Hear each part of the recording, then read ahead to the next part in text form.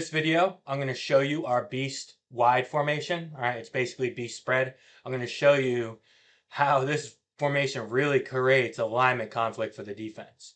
All right, let me go over the formation first. We've got a three-man surface to each side, so the line of scrimmage is balanced, but it's obviously very much unbalanced backfield. So just looking at the formation, right, you can see how this presents conflict in regards to leverage and numbers for the defense, right? Like you out leverage them on any play you want to run out of this, and you definitely outnumber them. For them to match this, they're really going to have to shift second and third level players to match. And then once they do that, you could just hit, you could pull one of these guys or pull a guard and run back the other way. So that's why I like having an unbalanced line with an unbalanced backfield, because the formation is obviously still heavily unbalanced to the offense's right here. But when you have backfield players, you could use them in different ways. You could wrap them across post snap. You could motion them across. Like, you have more flexibility. They're not static. Whereas if it was an unbalanced offensive line, the only position you really could trade is a tight end, right? Or move the tight end. But you're static. That's the unbalanced side. So if teams adjust properly to your unbalanced side, like you have an unbalanced line, there's less options coming back from backfield players, if that makes sense. All right. So balanced line, unbalanced backfield. We usually put our best blocker here, second best blocker here, and then a kid that could block in space here. All right. So, and then our best kid is here. Obviously, if you have 2, 3, even 4 capable backs, man, let them all eat. Give them, get a rotation going here. All right, so that's just a quick overview of the formation. Line splits while I'm here. We go 2-foot splits. You could go 1-foot split. You go 0-foot splits. It's whatever you want to do. I like to go 2-foot line splits because it spreads the defense out enough without creating big gaps for the defense to shoot. Because sometimes you go too wide, these D linemen and blitzers will shoot these gaps and you can't step down and block it, right? So, but I also don't like going foot to foot or too compressed because you run into a wall, right? So I think 2-foot splits it spreads them out enough while also not giving the defense huge lanes to shoot through. So I think it's a good middle ground. All right, beast spread. First, we don't run a ton of plays out of our beast wide formation. We got power, sweep, trap, counter, and then the play action pass. But let's go over power. We're going to get a double team on the play side defensive end. All right, if the end's on the outside shoulder, you could double this kid. It really depends how you want to do it. But honestly, we're going to double team the defensive end here. We're going to get movement here. Our H is going to kick out the outside contained player. Okay, in this case, it's the strong safety, or if it was a 4-4 defense, it would be an outside linebacker. But whoever the contained player is on the line of scrimmage, that's who we're kicking out. So we're kicking out the first defender over to outside of the tight end. So if this kid was head up on a tight end, we're kicking him out. If he was out wider, we're kicking him out. Okay. So you can kick out the end and have it a tighter power, but then you really can't utilize your three backs here. Okay. And then the F is actually going to go first. All right. So you could have him cheat up and in if you want. He has to go first. Okay. And then the H is going to kick out right off his butt. All right, and he's going to insert for backer. This wing is going to stalk block the corner. Obviously, you want inside leverage so the corner can't kind of fold himself back into the play. Center's going to block backside. We're going to pull. We're going to wrap the backside guard too. We're going to replace the guard, replace the tackle, direct snap, and we're going to go.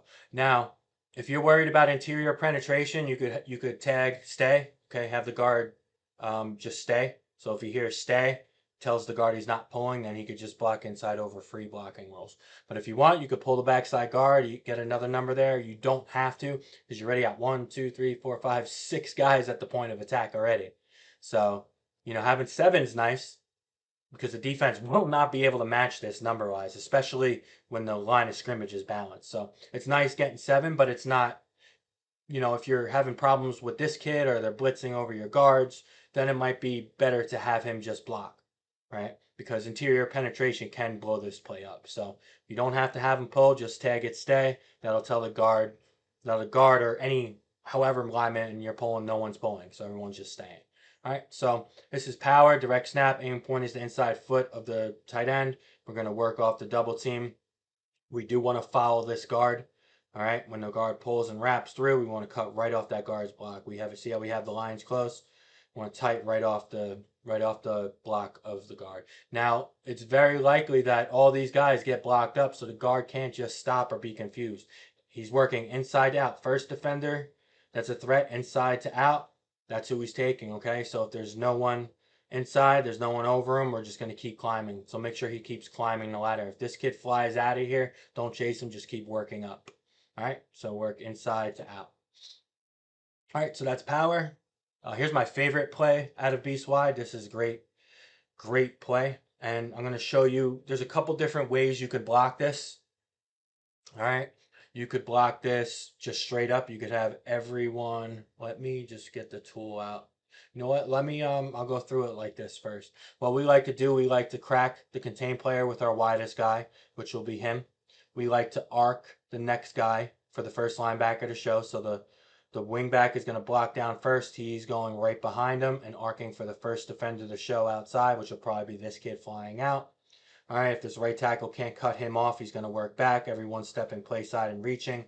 Although our tight end, since he has an inside gap player, he needs to block down on him.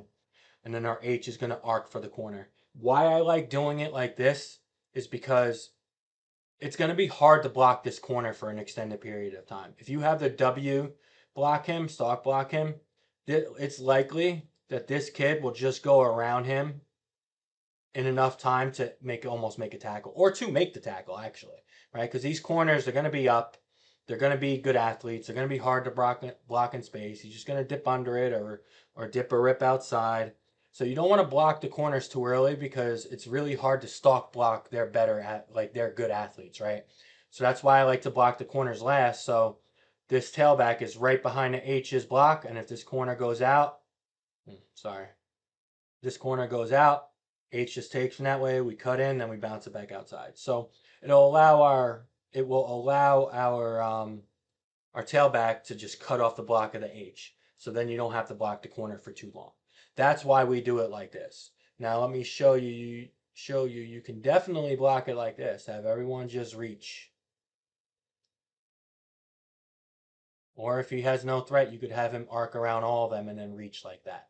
So, you know, there are different ways to block it. You could block him down. You could block him here. You could insert him here. You could arc him out, again, as I said before, as a true lead blocker. It's, you know, there's a lot of ways to do this, right? So, that's our sweep play, guys. Here's a nice trap play when teams widen out to match this. Trap hits nice. If you see the linebacker starting to widen out and they're really shifting to the strength, direct snap, go. This play hits fast and it's a nice interior run, right? And then you know, you hit them with power, sweep, and even counter. They start widening out. That's when you hit them right up the midline with trap. And then once you beat them with trap, won't widen out as much, and then you go right back to doing the sweep, power, and counter stuff. So this is a nice little addition to the system here, or the series of plays, I should say, rather. All right, so we're going to trap the first defender past the center. So in this case, first level defender, first defensive lineman past the center. All right, in this case, it's this tackle. It's a little bit tighter of a pull path because they're in an even front. They have both guards covered. Center's going to block back, replace this guard. The guard's going to pull right off the butt of the center. We want a nice tight pull path. Okay, we don't want to pull too flat. And our aiming point is the inside hip. This right guard is going to dip, rip. We don't want to touch or get caught up with this kick out at all. Okay, we're trapping this kid. We're kicking him out. So we do not want to touch or even mess with the trap player at all. So dip and rip, climb to linebacker, block down. You could have him insert and climb, or you could have him arc. You could have these guys arc. That'll influence them. It'll probably influence them to widen too. So, you know, trap is a fast hitting play. It's nasty. Again, the trap rule is we're trapping the first defender past the center. And you very well could run it to the other side, right? Too. You could trap away. So you could pull, kick here, center block back here, and just have it go boom like that. So you could trap opposite of the beast side too, right? Opposite of the wide side. So that's up to you. Essentially, at the end of the day, this is starting on the midline and it's banging back this way. So if they do overshift too much, you may want to trap it going the opposite way. So you want to trap going to the left. So your right guard would pull and trap, and then you could have him bang it back this way away from the defenders that are shifting over. All right, so that's just the way to do that. And I apologize for the sun, guys. I have my window right here. Sun's like at the perfect level. It comes through my shades. It's annoying, so I apologize for that. All right, guys, here's the counterplay. This is for when defenses really start to overshift. I have the defense not even really shifting that much, and you could see how it still works. But let's get this kick out player as an orange so we could see, because we got a lot of moving players here. Okay.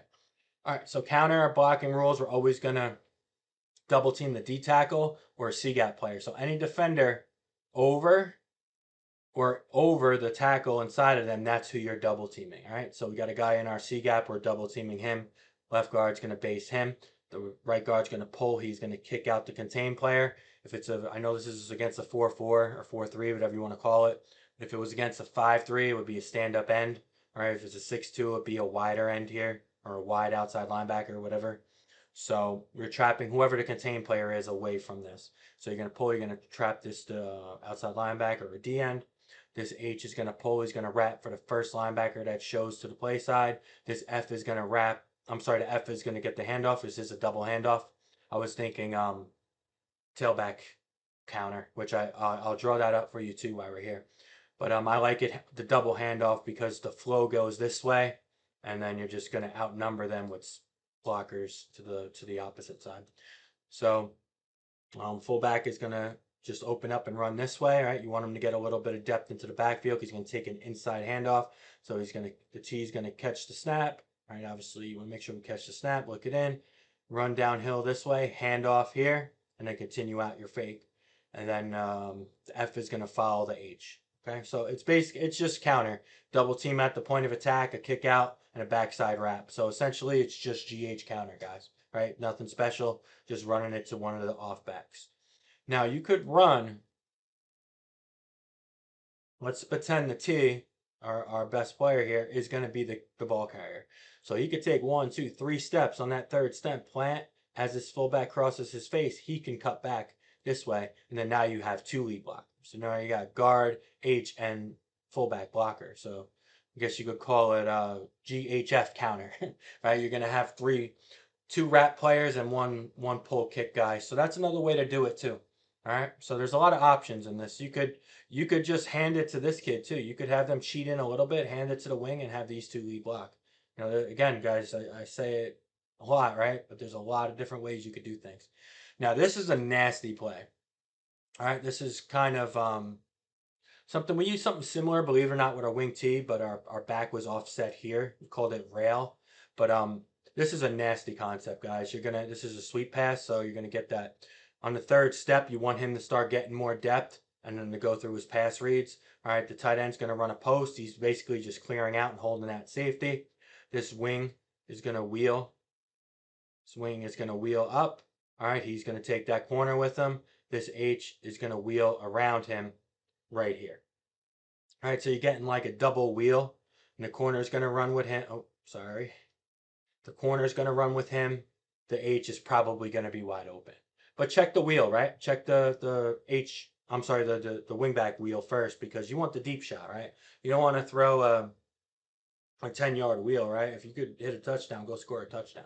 Especially if this corner bites up, we want to hit the touchdown. All right, but he should run with him if he's disciplined with his eyes and they're playing man. Safety will help here. Now, if they don't move over, who has the H? This is why the H is almost open. Corner's going to take 1. All right, corner's going to take the wing. This kid's going to take the number 2 receiver, which is the F. Who has 3? It has to be the Sam, right? This backer. Has to be him. All right, so especially, guys, if you call this on a rundown in distance, man, you're going to hit it big for sure.